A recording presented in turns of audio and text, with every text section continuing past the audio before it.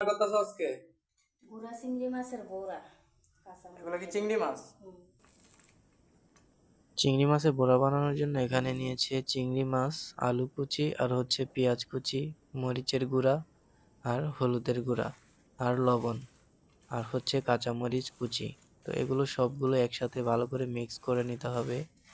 আর আপনাদের আজকে একটা কথা বলি, এটা আমার মায়ের অনেক শখের পেজ আর এটা অনেক মায়ের শখের ইউটিউব চ্যানেল। তো আপনারা যদি বেশি করে সাপোর্ট করেন, সাবস্ক্রাইব করেন, তাহলে আমার মা অনেক নতুন নতুন ভিডিও দিবে।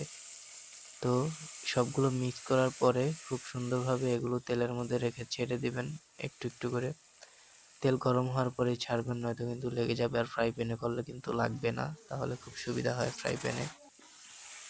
তো তার উপরে ধনিয়া পাতা হালকা একটু দিয়ে দিল, তারপর ভালো করে ভেজে এখন এগুলো তুলে নিব।